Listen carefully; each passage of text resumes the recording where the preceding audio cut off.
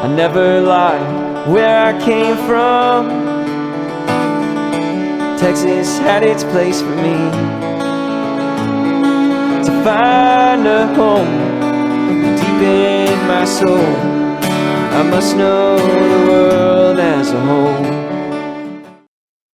Hey, Rodney. Hey, have you seen the eyeline curler? Or eyelash curler, I'm sorry.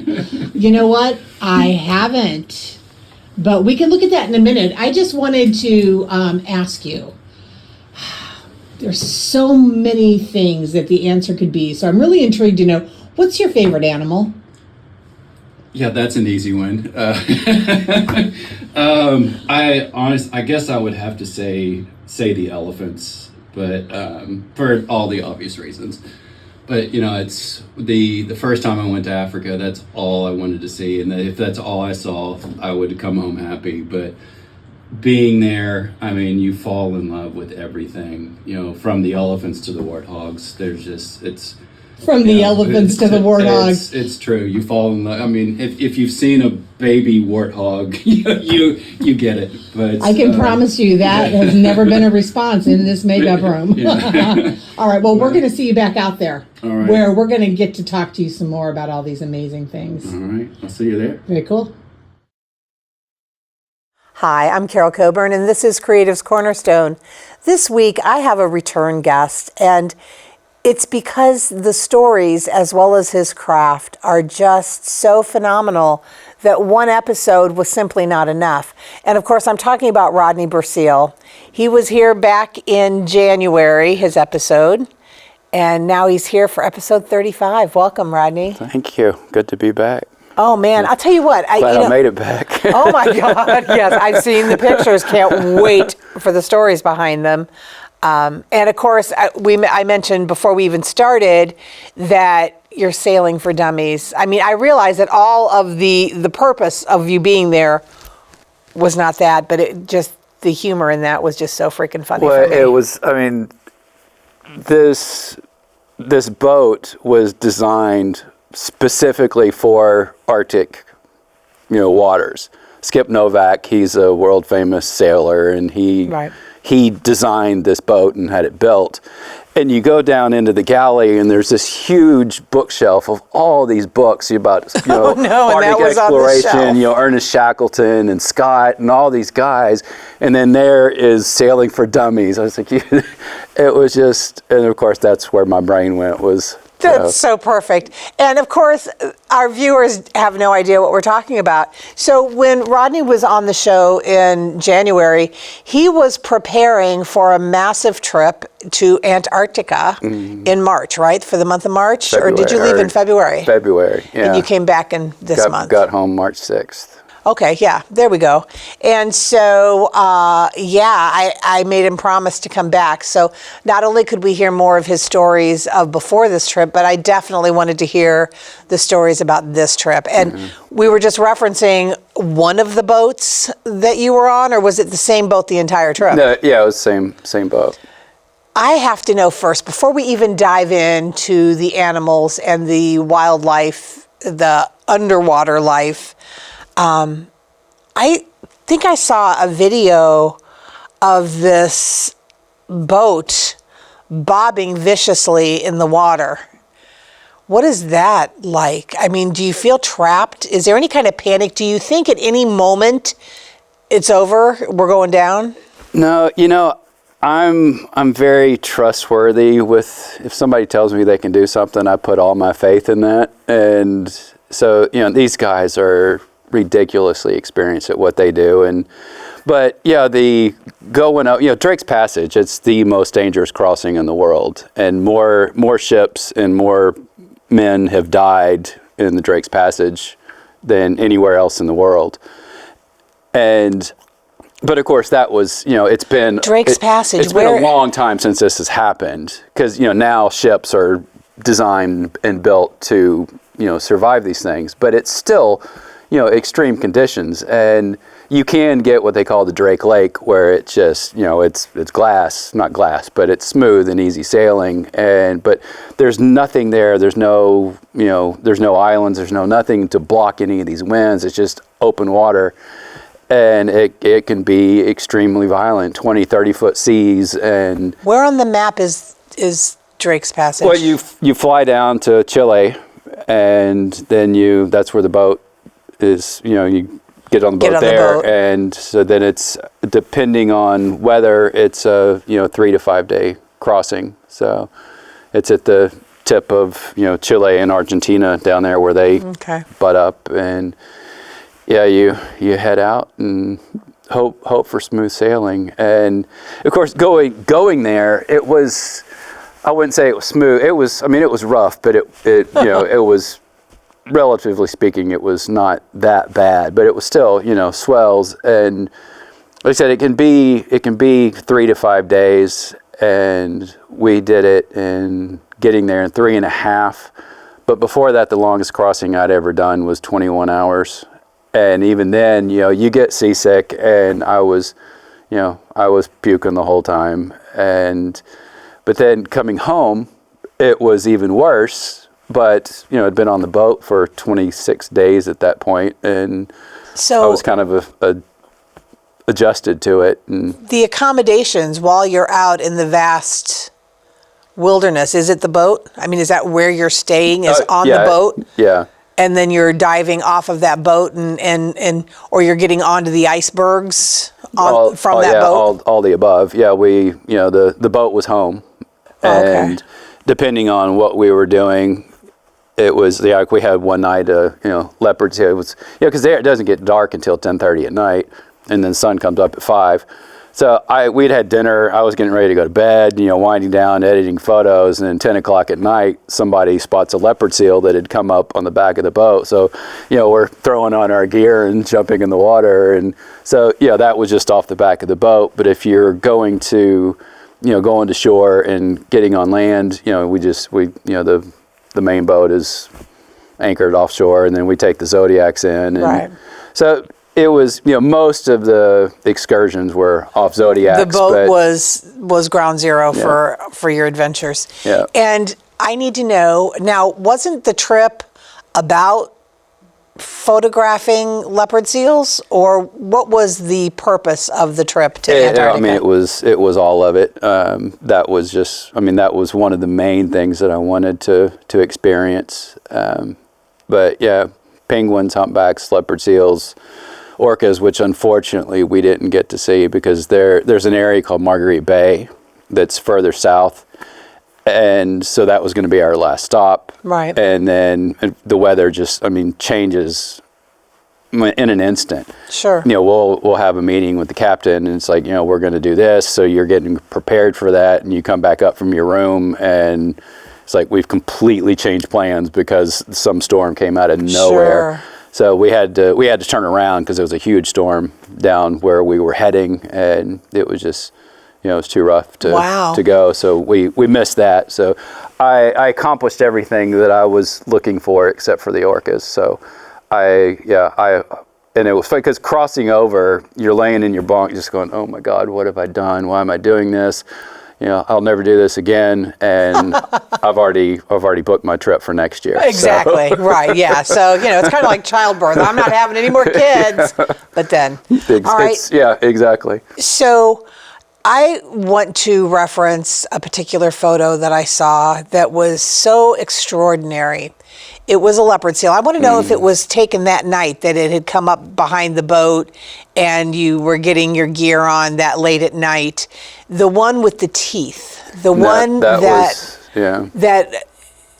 teeth. Yeah, that was the last one. That we had 3 in-water experiences. And because most of the time you find them, they're on the ice floes and they're sleeping and digesting their food.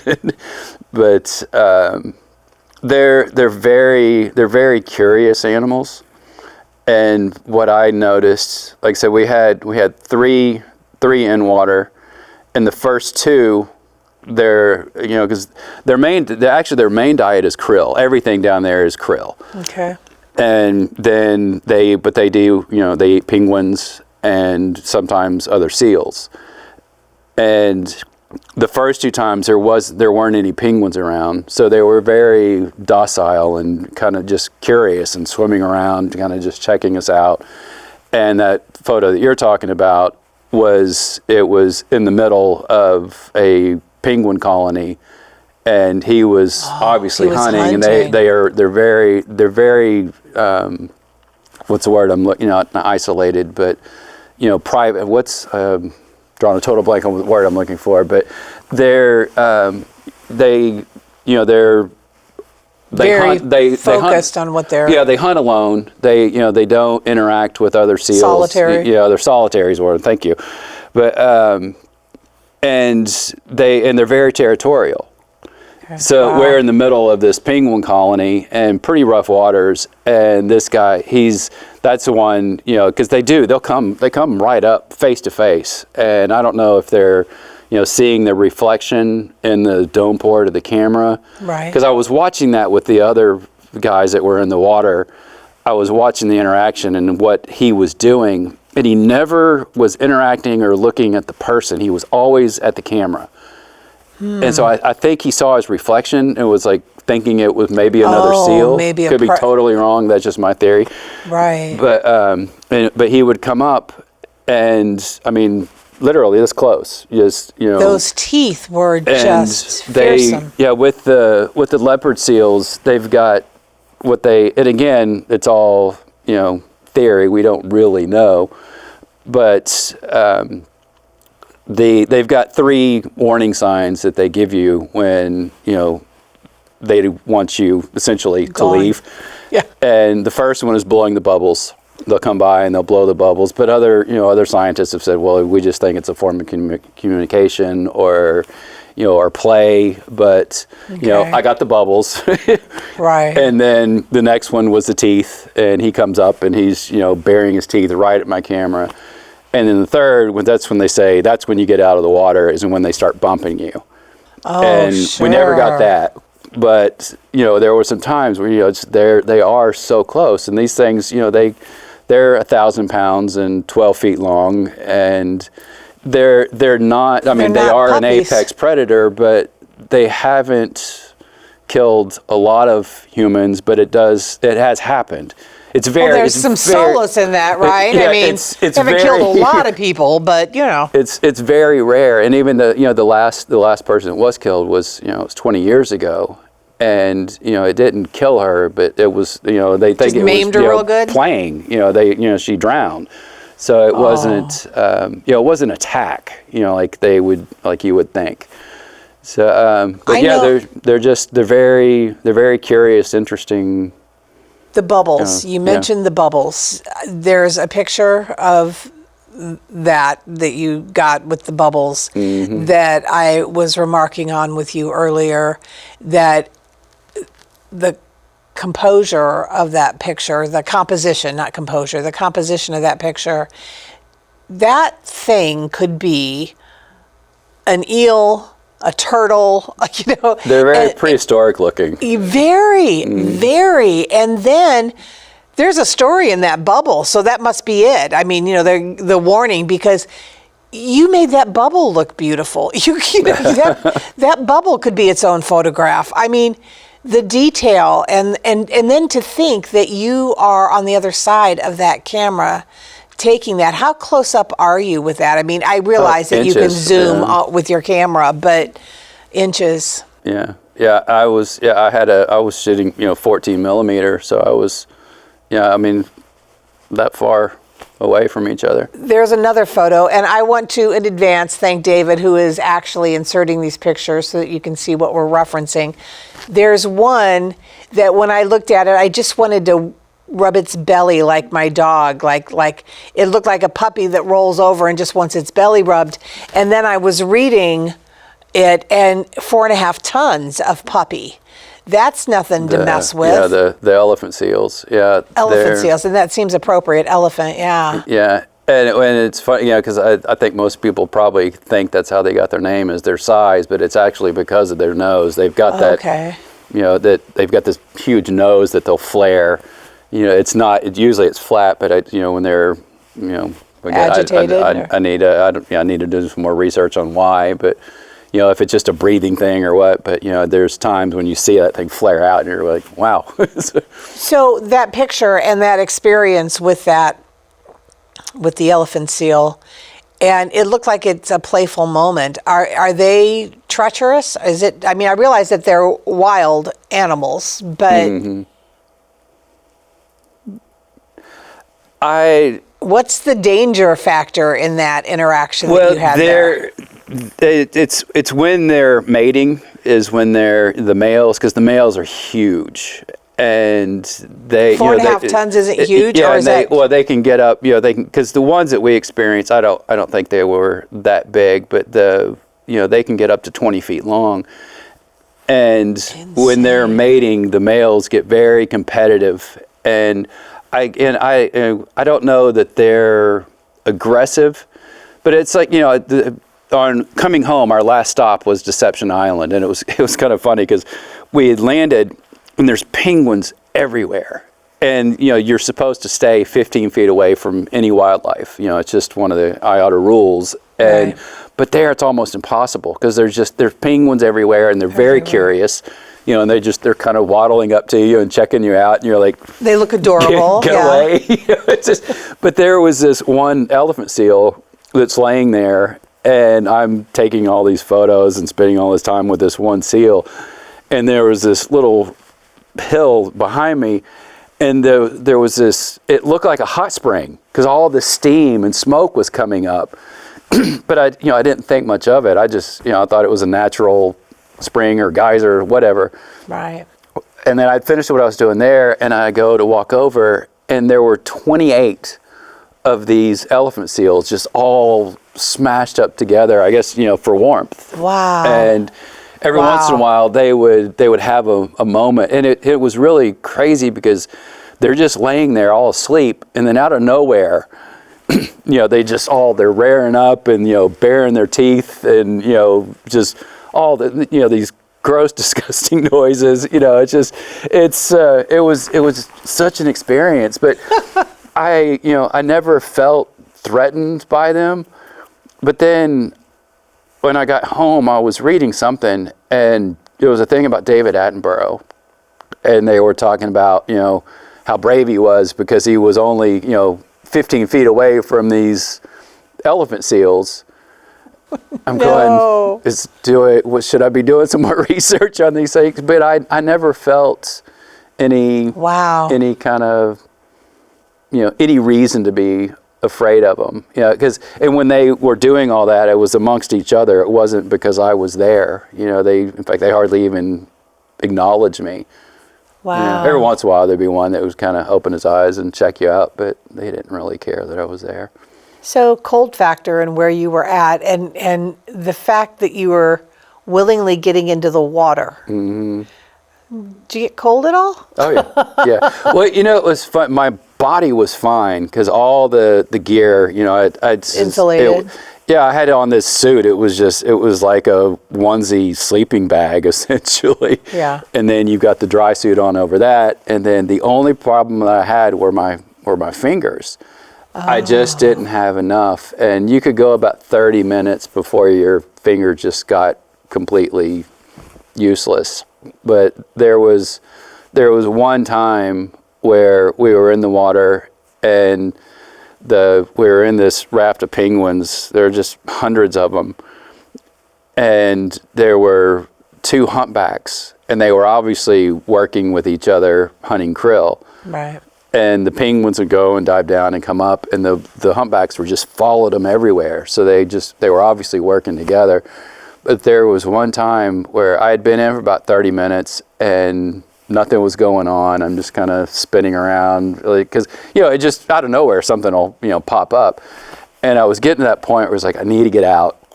And just as I am, I hear all the splashing behind me. I turn, and there are just hundreds of penguins coming right at me, and I'm in the middle of all these penguins, and then they take off and dive down, and I'm like, so the humpbacks are close.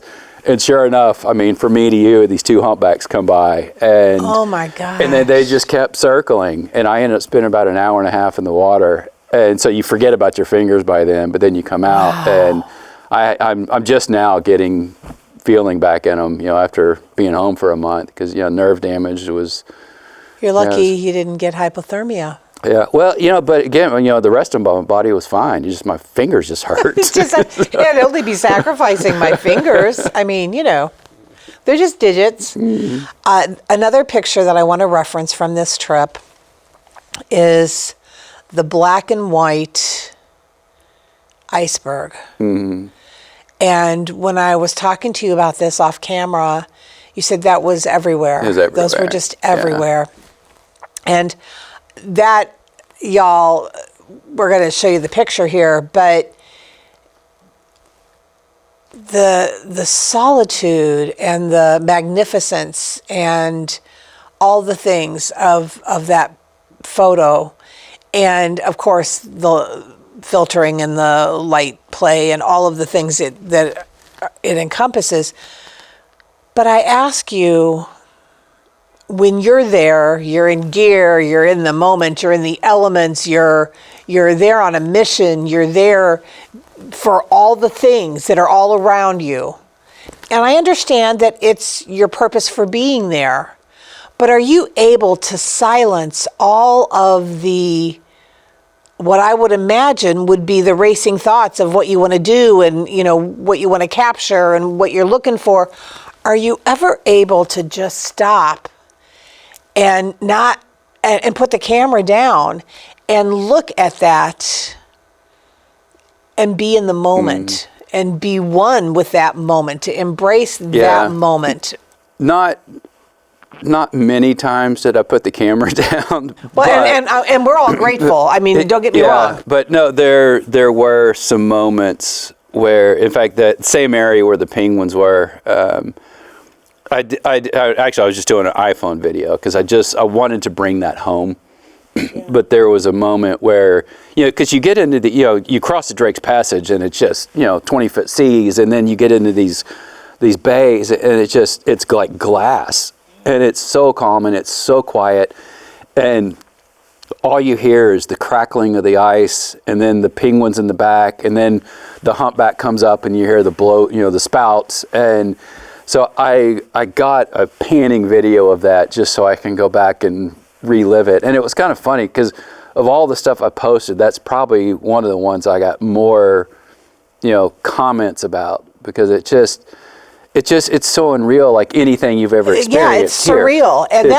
And that's what was really driving the question, was all of the experiences that you've had, from your first dives to your first jungles to your first beaches and the horses and the elephants and the deserts and all of those moments. If you're ever like overwhelmed by how surreal and blessed your life is to be in those moments and doing this thing that is such a beautiful expression of what you do. I mean, it just... Yeah, I've been doing this for 20 years now.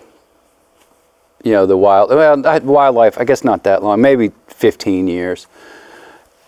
But when I first started doing this, because I shot music for 20 years, but I started in underwater, with my dad when he taught scuba, but then I got out of it for a long time. Right. And then I was doing music, and then after that I got back into my wildlife stuff. But when I first started doing it, you would go on these trips, and you get the butterflies, and you're just the anxious, and you can't wait to get there. And then I got to a point where I wasn't feeling that anymore, where it just you weren't getting the adrenaline. Yeah, it was rushes. I still love what I'm doing, and I always will, and I'll always do it, but I wasn't getting that, oh my God, I can't believe I'm doing this. It just became just part of what I do now. And this trip was the first time I've felt that in a long time. And I remember having this conversation with friends. I was like, oh my God, I got the butterflies again.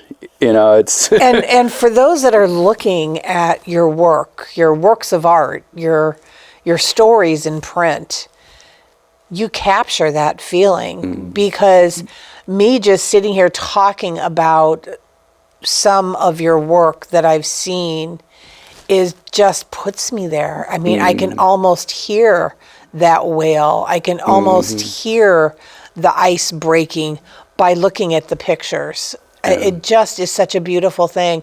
I was just wondering if you were ever able to just enjoy the moment, or if you were just lost in the work of it. No, definitely. I'm never lost in the work. I'm even if my camera's there, I'm still aware of what's going on. Present. But the times, when we're moving and going to a different areas, looking for something new, there's still things going on, whether it's an iceberg or there's a whale off in the distance, or there's always something. So when we're on the go, I would kind of put the camera down unless something really extraordinary was coming out. But it wasn't until we got till we stopped and anchored that I would pull out my gear and focus on what I was there for. So I would like to know, having looked at your work, and it's a vast body of work, and I know when people ask you your favorite or your best, or I know that that's kind of a really weighted kind of question, but I'd like to know what you enjoy more. Do you enjoy the land side and the photographs and the encounters, the animal encounters, or is it underwater? It changes a lot.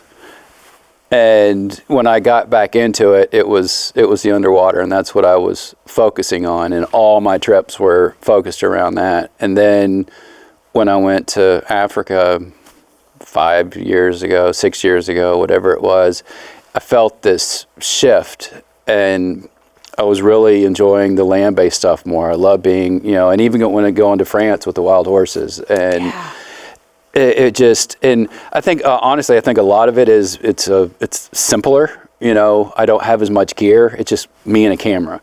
But underwater, I've got that mask, entails a snorkel, lot. Fins, wetsuit, camera housing, strobes. It's Wow. so much work that I think I was. That is a lot of work. And I was getting burnt out on that. But then, like when I started my gallery, and I had a lot of my land-based stuff up, and I had a few water photos. But that's what people are asking about. They were more interested or more intrigued by my underwater photography than anything else that I've done. It's like, even when I go to Ethiopia, I'm going to these extremely remote villages to stuff, that 99.9% of the world's never going to see. And I'm thinking this is the most amazing thing. And they rather, look at my humpback whale photos. Or I have to say, okay, Ethiopia, and this is really, and I do not mean any kind of offense, and forgive my ignorance in this, truly, because I'm aware of how ignorant I am with this. But in the past, when I thought of Ethiopia, I remember things like, I don't know, I guess I just thought of flies. I thought of They're still no, and I know, and I realize that, obviously. But your photographs from Ethiopia, the beauty of the makeup and the artistry of their presentation. Is that a celebration? What is that about? That incredible, I mean, we'll insert a couple of these pictures here, but they're simply beautiful. Yeah, it's, well, you mentioned the flies, and a lot of that is, they rub clays and muds, just for every day, it's just, they'll just Bug repellent? It's a sunscreen, bug repellent. Okay. But for ceremonies, whether it's a wedding or whatever, they'll get more ornate. But like these photos, when I was there, I've got a very good guide that grew up in one of these villages, and so they know him and love him and respect him, and he brings us in, and we get permission to come, and some of the villages, we'll tent camp and live in the villages for 3 or 4 days with them. So you get to know them. So do they party while you're there, and that's why they get dressed up? No, or are you there participating? They love having their photos taken, and they'll do that for us. So that I mean, sometimes you get lucky, and there is a ceremony going on, and if you're really lucky, you get invited to participate. Right. But then if there's not, they will in fact, I even got my makeup done. It was you go down to the river, and they've got all these clays, different color clays, and they set it down on a rock and mix it with water. And usually they do each other's because they don't have any way of mirror. A mirror. But there was one girl one time, she had the side mirror on a car. Wherever she got it, and another girl had this old compact that was shattered, and she's looking at this little piece of glass but they usually do each other's, and they'll apply all the makeup, and then they get to do the patterns. They'll get some different kind of a branch, and they'll cut it, and if it's it's a triangle or a circle, don't be looking at the fake tree. It's not gonna be able to help you. And that's how they'll dab to get the different patterns. Okay. And so, all right. And how long does it take for them to get dolled up?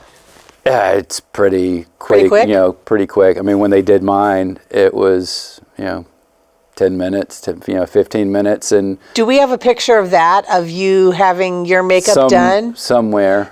Will you be able to send that so we can share with the viewers? I know there's video of it there, and so there's got to be a photo of it. So. Very cool. Very cool. Yeah, and that was the thing too, is the flowers, the ornate, all the stuff that they I was joking with my guide, is that I could take any one of these back to the States and they'd be a millionaire working in a floral shop.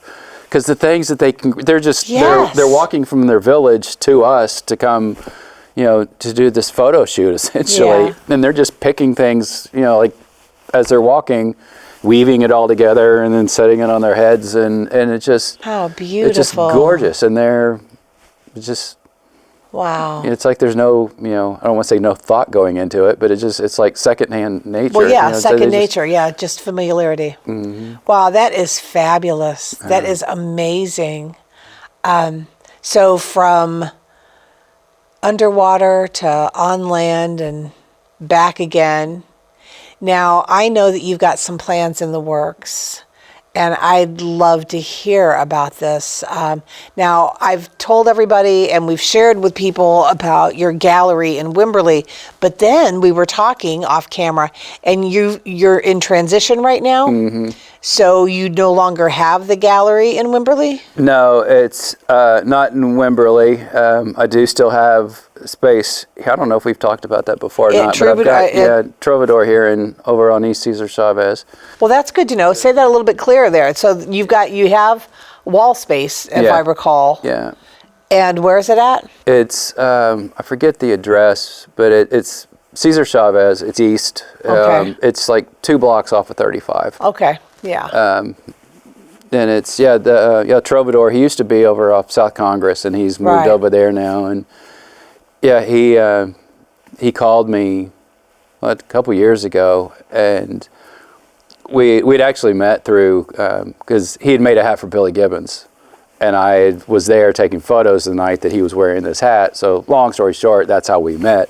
Right. And I gave him a photo of it, and then when he moved, he called and he said, "Hey, I've got all this wall space. I don't know what I'm gonna do with it. Do you want it?" I was like, "Hello, yeah." So I've got all my stuff. I've got it still up there, but I walked away from my gallery here just for several reasons. Right. Just wasn't suiting exactly what I wanted. But your plans moving forward. My plans is I just bought 5 acres, still in Wimberley, but I'm about 4 miles out of town. But I'm going to build it's going to be a gallery, studio, event space, podcasting space. It's just where it's going to be my home base. You know, That sounds it'll be amazing. a permanent gallery, and then I can, you know, because that's the other thing. And I'm starting a nonprofit for wildlife conservation, and that's because You sprinkle that in, like, no big deal. I'm starting a nonprofit for wildlife conservation. Tell me a little bit about that. Well, you know, this last trip to Antarctica, you know, this with me, for me and James to go on this trip to make this documentary, you know, it was almost $100,000 for the, you know, to do that, and that's just to get there and shoot it. You know, we still haven't, you know, edited and put it all together, and so there's still a lot more to go. But we did all this, you know, on our own, just doing events. And, you know, we had Billy Gibbons and Donovan Frankenreiter and Ruthie Foster and Jimmy Vaughn, and all these people came through and volunteered their time to come play, you know, for these fundraisers to help to make this. So, but there were a lot of, and this was before, you know, without creating a nonprofit. Right. And there were a lot of people that were, you know, essentially saying, you know, if you had a nonprofit, we could do a whole lot more for you. Right. So I'm in the process of building that, and it's going to be, because for me, I'm not looking to create something to, to go, and I guess what I'm trying to say is I don't want to create a whole new, or reinvent the wheel. Exactly. There's already plenty of organizations that have already got boots on the ground that are doing amazing things. Right. And, on my travels, I meet these people and see what they're doing. And I want to help them. So I want to do my own events, raise the money, and then disperse it through to them. Donate it to them. So it could change, but right now my plan is every year it'll be a different focus.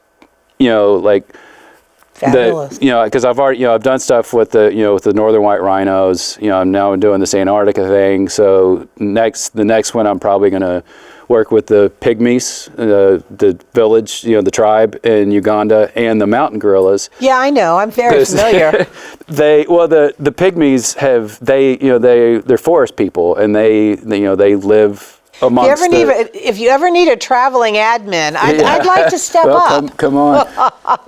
But they're struggling with with the government. The government's trying to protect the mountain gorillas. So what they're doing is they're kicking the pygmies out of the forest, and they're losing their livelihood. So it's a dying tribe. They're not so many layers. Yeah. So my guide, when I was there, he reached out and he's like, we need some help.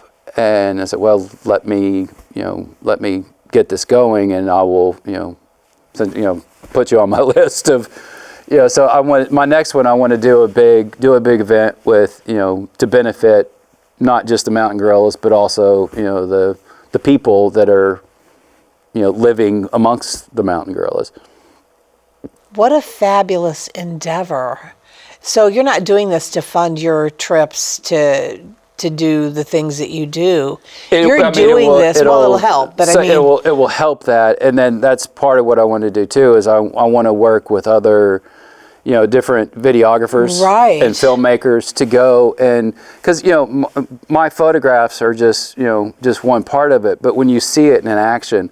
So you are going to be raising money and doing these trips and shedding the light on some of these. It's bringing That awareness. people have no idea. Because it's like the northern white rhinos. Before I went over there, I had no idea that there were only 2 of them left on the planet. Right. So I'm fortunate. And I get to travel the world and see all this, and I didn't know that. So how is Joe Blow that doesn't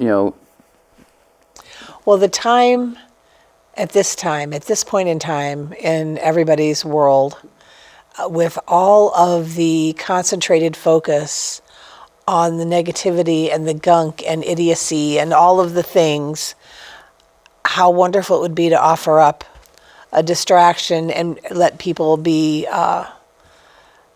with that kind of a thing, to be able to... I just had that conversation driving in here today with a friend of mine. I was talking about this. We're talking about the state of affairs and the politics and how divided, and it's like, And there's so much more going on in the world. I'm trying to feed this in there to, and it, it's the things that's going to get lost, and people, we're forgetting about it. With all, people are worried about the price of eggs. Who really gives a crap about the environment right now? And see, and that's why I mentioned so many layers and so many levels, so many concerns and so many things that distract us and take our time.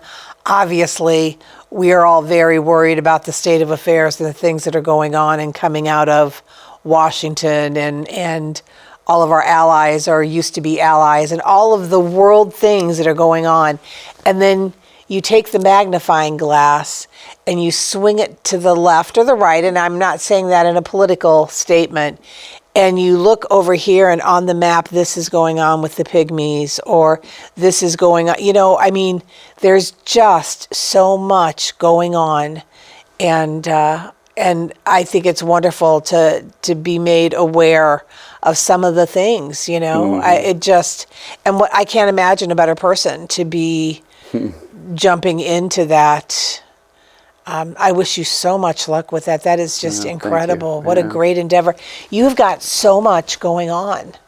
So much going on. So when are you breaking ground? Are you at that point yet? Do you know when you're going to be actually physically building your space? I'm waiting on I've paid my earnest money, so the contract is signed, but we haven't closed yet. But as soon as it closes, breaking. Have you consulted with your architect, and do you know how you're designing it? You're the architect. Yeah, I probably will goodness. I probably will find somebody to help me with that, because I used to build houses years ago, and so I'll be doing a lot of this myself. But Rodney, would you say that you're living your best life? I think so, for the most part. I've probably got my days where I'm going. Well, we all have our days. We're all human. Yeah. But I don't think I'd change anything. No. All of your life's experiences, how they bring you to this point. And look at your endeavors. Look at what you're doing. Please tell me, you mentioned the wall space in Austin at this business off of Cesar Chavez. Are any of your most recent works available there? Not yet, but I will be doing. Understanding I'm not trying to sell your works here, and that's not something that I can do in this. No, but I've got a bunch of prints on the way. I know people want to see them. Yeah, they're being produced right now. So I'll probably do an event over there in the next month or so. And then do you have you have online? Do you have like an online store? And again, I'm not trying to sell anything here. I just mean so that people can actually see your work. I'm not talking about buying your work. I'm talking about seeing your stuff. Where can people see these amazing works of art? I'm terrible with my website. I do need to get better about that. But if you're on Instagram, that's the best place to go. And it's just see it. What's your Instagram? It's Rodney Bursiel Gallery. And that's BURSIEL. IEL. Rodney Bursiel Gallery. Yeah. So now with AI, it might be easier to build a better website. I could just tell it to build one, and it'll, What an interesting concept. Yeah, right. Well, it's just I saw an ad the other day for one of these website developers that it's just like, well, use AI to build your website in minutes. I'm going, well, maybe that's what I need. Wow. I'm so ignorant to technology. Unless it's a camera, I can't operate it. So. Well, you do a lot of great things with your cameras. Do you still do anything with music? In your spare time. I shot my niece and nephew's prom last night, so oh gosh, that's cute. But yeah, I still dabble in music. I'm not as much as I used to, but if something presents itself, but I don't seek it out like I used to. But right. Yeah, I still love doing it, but I cannot wait to see all the things that are in the works and coming to fruition for you. I'm so anxious to see your new space. me too.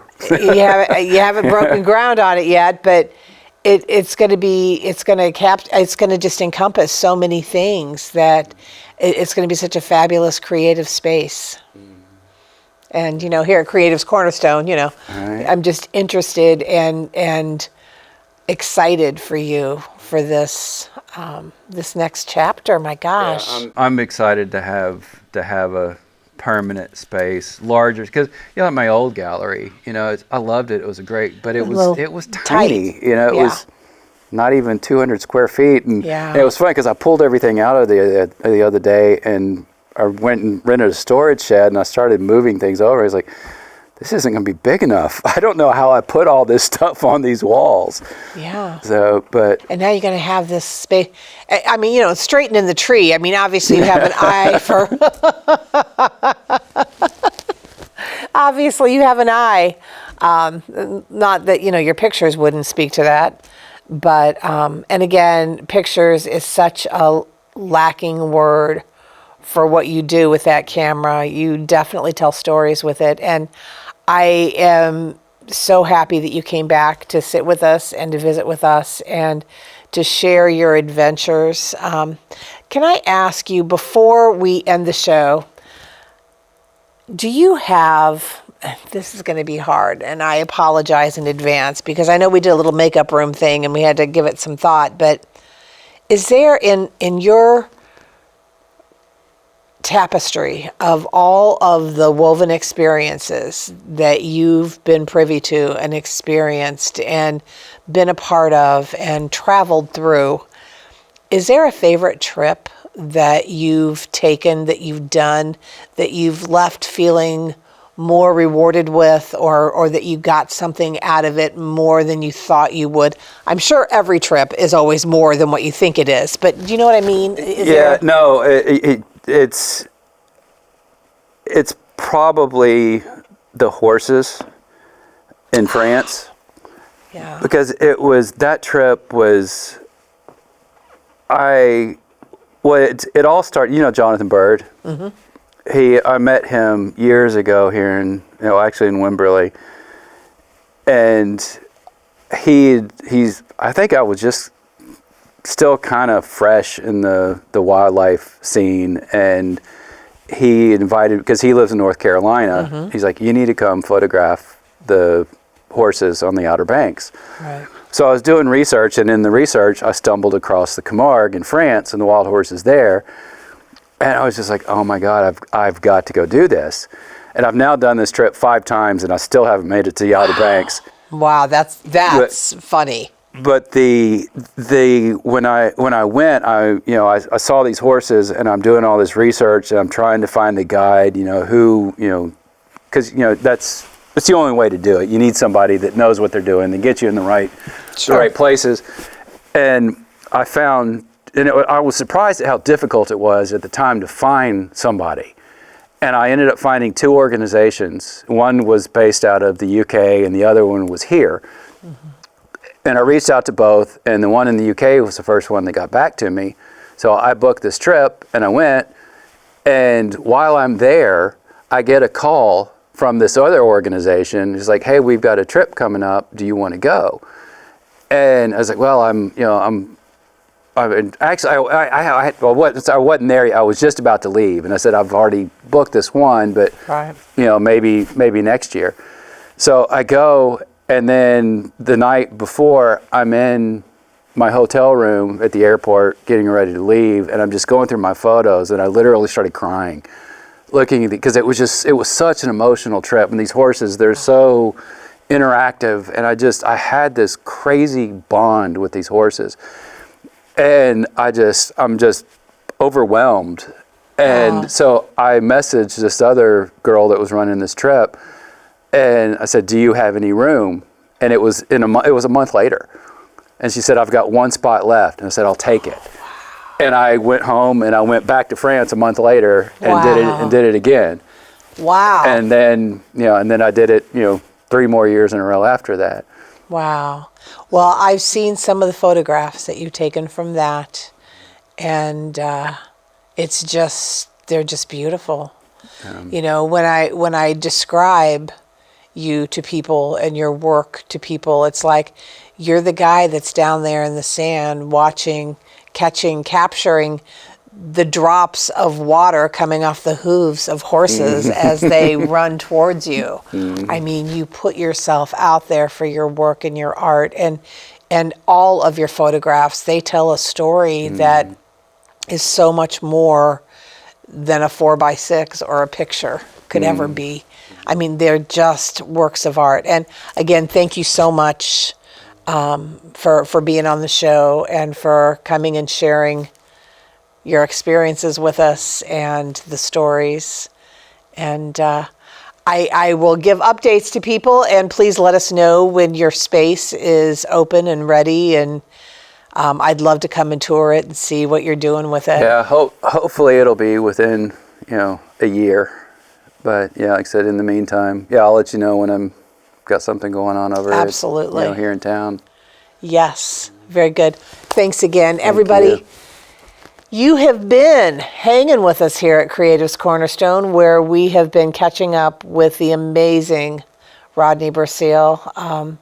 Again, Rodney, one more time, where do people find you on Instagram? That's the best, the easiest. Yeah, Rodney Bursiel Gallery.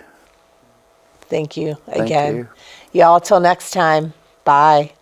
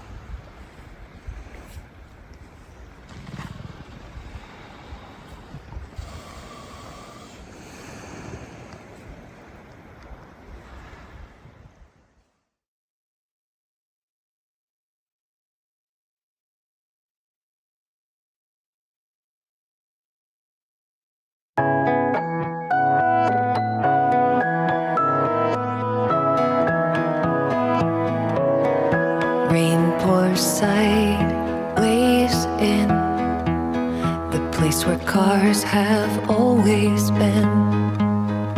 These Christmas cartons lost their fight with time.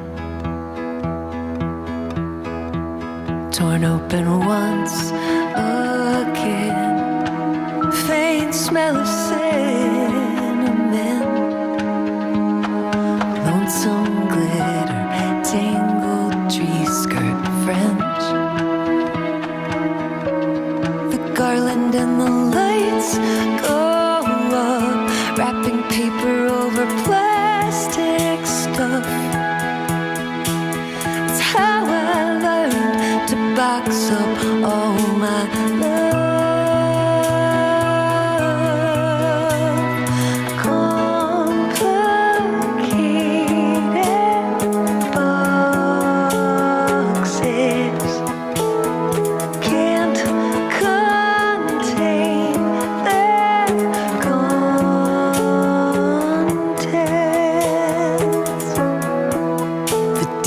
Christ was born.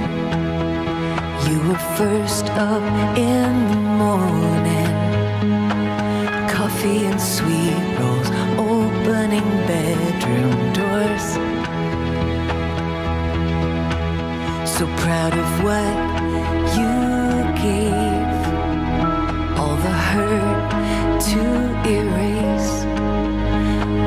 gifts I give you don't amount to much. When you open them up, the letdown comes. It's how I learned to box up all my love.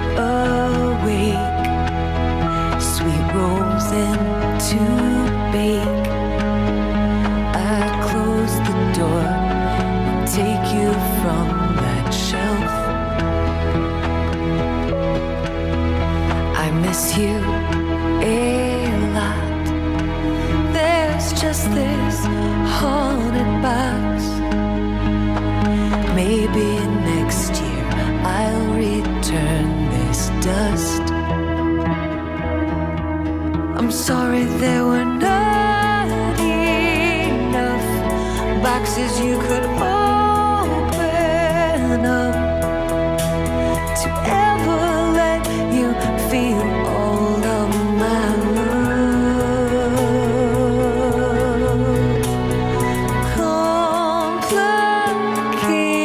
Complicated boxes can't contain their contents. Complicated boxes.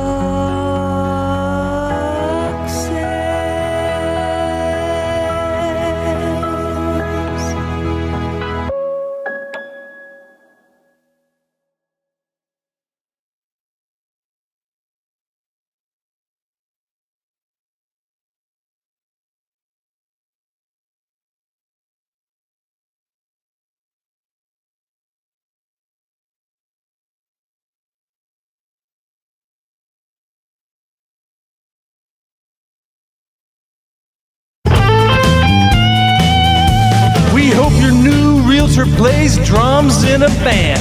We hope your new dentist is its front man. We hope live music always makes you proud. Just don't call the cops if you think it's too loud. South by South by South by Southwest. We hope you'll like it so much you'll move here just like the rest of us non-native Texans.